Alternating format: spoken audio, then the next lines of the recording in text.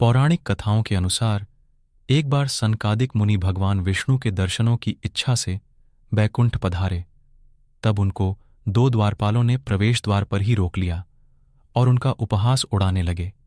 तब संकादिक मुनि ने गुस्से में आकर दोनों को 3 जन्मों तक राक्षस के रूप में पैदा होने का श्राप दे दिया। जय विजय। दोनों के बार बार माफी मांगने पर मुनि ने कहा कि भगवान विष्णु ही तीनों जन्मों में तुम्हारा वध करेंगे। उसके बाद तुम्हें मोक्ष की प्राप्ति होगी। इन दोनों द्वारपालों ने पहला जन्म हिरण्यकश्यप और हिरण्याक्ष के रूप में लिया। तब भगवान विष्णु वराह अवतार में प्रकट हुए और इन दोनों का संहार किया। दूसरा जन्म इन्होंने रावण और कुंभकर्ण के रूप में लिया। तब भगवान विष्णु ने श्री राम का अवतार लेकर इनका अंत किया। तीसरे जन्म में ये दोनों शिशुपाल और दंतवक्र के रूप में जन्मे। तब भगवान विष्णु ने श्री कृष्ण का अवतार लेकर इनका वध किया। इसके बाद इन दोनों को मोक्ष की प्राप्ति हुई।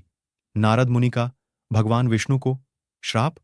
धार्मिक कथाओं के अनुसार एक बार नारद मुनि को कामदेव पर विजय प्राप्त करने के कारण अहंकार घर कर गया। तब अहंकार से ग्रस्त नारद मुनि भगवान विष्णु के पास जाकर कामदेव को जीतने की बात बताते हुए अपनी प्रशंसा करने लगे। तब भगवान विष्णु ने नारद मुनि के अहंकार को तोड़ने के लिए माया रची। बैकुंठ से लौटते समय नारद मुनि ने एक सुंदर नगर के भव्य महल में एक अति रूपवती राजकुमारी को देखा और उस पर मोहित हो गए। राजकुमारी से विवाह की इच्छा लिए वे भगवान विष्णु के पास पहुंचे और उनसे खुद को सुंदर और आकर्षक बनाने की विनती करने लगे। तब भगवान विष्णु ने कहा, हम वही करेंगे जो आपके लिए कल्याणकारी होगा। भगवान विष्णु ने ऐसा कहकर नारद जी का मुंह बंदर जैसा बना दिया। खुद के रूप से अनजान नारद मुनि राजकुमारी से विवाह करने उसके महल पहुंचे, जहां और भी राजकुमार राजकुमारी से विवाह के लिए आए हुए थे। वहां भरी सभा में सब नारद मुनि का बंदर वाला चेहरा देखकर हंसी उड़ाने लगे और राजकुमारी ने भी नारद मुनि को छोड़ एक अति सुंदर राजकुमार का रूप धरे भगवान विष्णु के गले में जयमाला डाल दी। तब नारद मुनि ने अपना मुख जल में देखा। तब अपना मुख बंदर जैसा देख उनको भगवान विष्णु पर बहुत क्रोध आया और वे बैकुंठ पहुंचे।